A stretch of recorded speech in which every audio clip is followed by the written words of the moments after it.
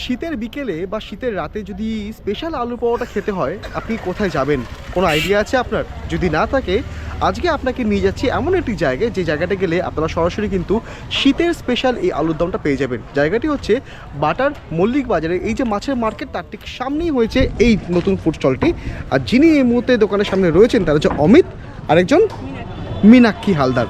এরা রিসেন্টলি এই বাটার মল্লিক বাজারে মাছের মার্কেটের সামনে এই ফুড স্টলটি দিয়েছে।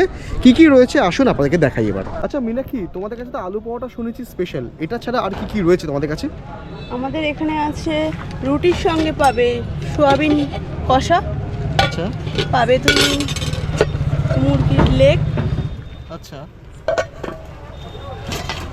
মুরগির ছাট, এটা মুরগির ছাট, হ্যাঁ, আচ্ছা, আর চিকেন পকোড়া, চিকেন পকোড়াটা কি বোনলেস? বোনলেস, খোলা দেখাও একটু ভালো করে। এটা বোনলেস রাখছো, কত করে নিচ্ছ এটা? 40 টাকা শ। 40 টাকা শো রাখছো, আচ্ছা বেশ। এটা নয় একটু পরে টেস্ট করবো, তার আগে একটু আলু পরোটা টেস্ট করে দেখি আমরা। হ্যাঁ, এই আলু পরোটা যে লেচি সবকটা হচ্ছে কত গ্রাম? 78 গ্রাম করে। হ্যাঁ 78 গ্রাম 75 গ্রাম যখন যেটা হাতে আসে মোটামুটি সেটাই হচ্ছে। মানে 70 গ্রামের উপরে সব 70 গ্রামই উপরে থাকে হ্যাঁ, মোটামুটি। আচ্ছা 70 গ্রামের। এটা কি আটা না ময়দা? এটা আটা। আটা দিয়ে করেছো। আর এর সঙ্গে কি এটা আছে? নয় গণেশ আটা, নয় আশীর্বাদ আটা, কোনো লোকাল আটা না। পুরটা হচ্ছে আলু আছে, 3-4 রকমের ভাজা মশলা আছে, ধনে পাতা আছে, দিয়ে এটাকে ভালো করে কড়াই নেড়ে তারপর এটা পুরটা বানানো। বেশ। আর তোমরা এটার জন্য তেল কি ব্যবহার করছো? আমরা এটার জন্য সবসময় ডক্টর চার্জ, ওইটা রাখছো? নাহলে ইমামি, যে কোনো একটা। ইমামিটা রাখছো? হ্যাঁ, ডক্টর চার্জ নয় ইমামি, সবসময় তো সবটা অ্যাভেলেবেল হয় না। আচ্ছা।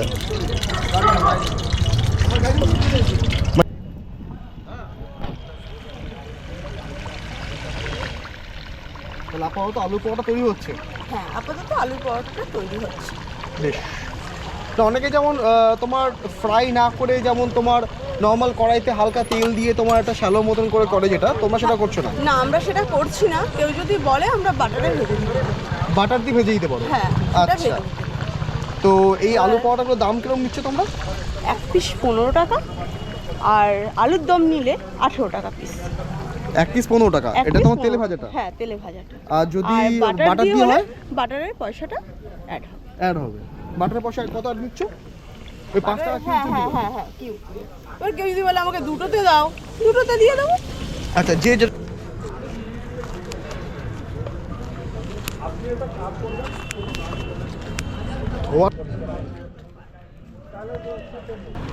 ঠিক আছে।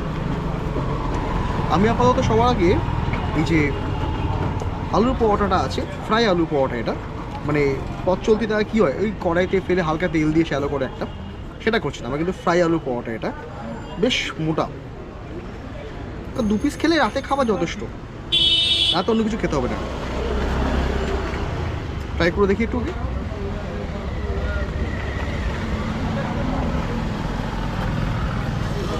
ও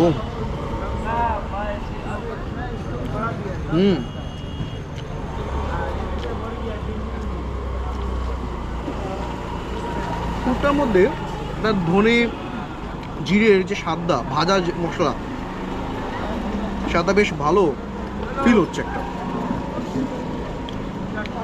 আপনারা অবশ্যই ট্রাই করবেন।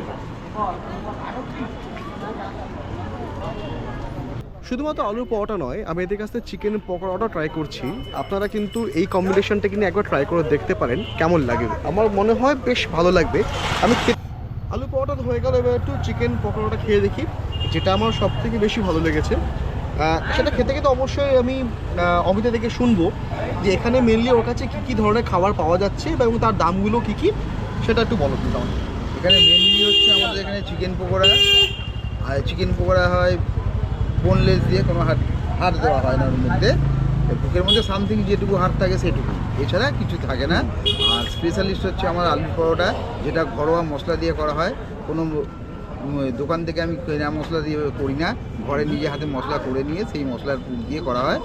দাদা খেয়ে সেটা বলেছেন, সেটা অবশ্যই আমি হয়তো বলেছি আমি আপনাকে কিরম টেস্ট। সঙ্গে থাকে আলুর দম, আলুর দম দিয়ে সেটার দাম হচ্ছে এক পিস 18 টাকা, আলুর দম ছাড়া নিলে 15 টাকা। সেটা যে যেরাম নেয়, কোনো অসুবিধা নেই। এছাড়াও আছে রুটি, হাতে তৈরি রুটি এখানেই করা হয়, 5 টাকা পিস। আর রুটির সঙ্গে আলাদা তরকারি, আপনি 10 টাকা থেকে শুরু করতে পারেন, আচ্ছা। কোনো অসুবিধা নেই, 10 টাকা শুরু করতে পারেন।